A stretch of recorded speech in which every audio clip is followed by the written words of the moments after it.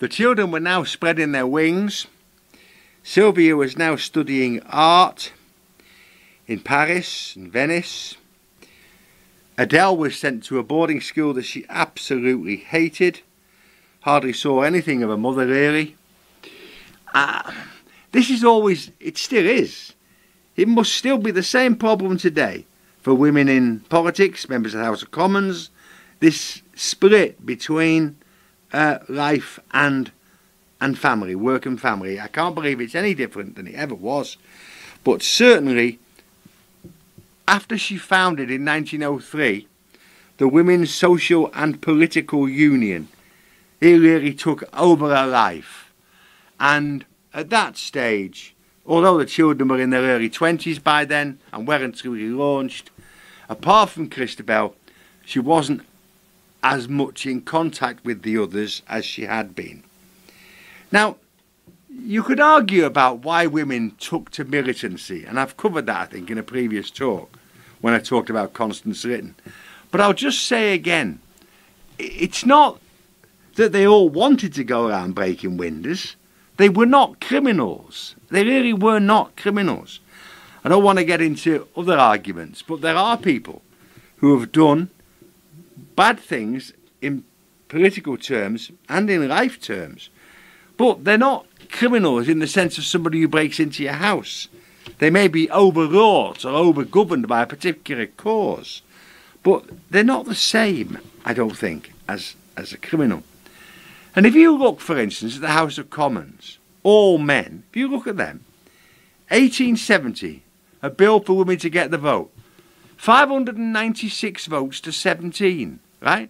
Now, if you saw that vote, if you saw that vote, and you saw 590 guys voting against your view, and there was 17 voted for you, I know what I would have done. I'll tell you, I'd have been right out there with them. So they tried again, 1886. 326 to 128. Oh, well, that's better. At least we got 100 this time. 1897, they tried again, and they got like 100 votes. So Emmeline came to the view that no political parties, no men in general, would espouse the cause. And as this got more obvious, people got more angry. Now, in 1905, Emmeline Pankhurst was at a meeting in the Free Trade Hall in Manchester with another of my heroines, Annie Kenney.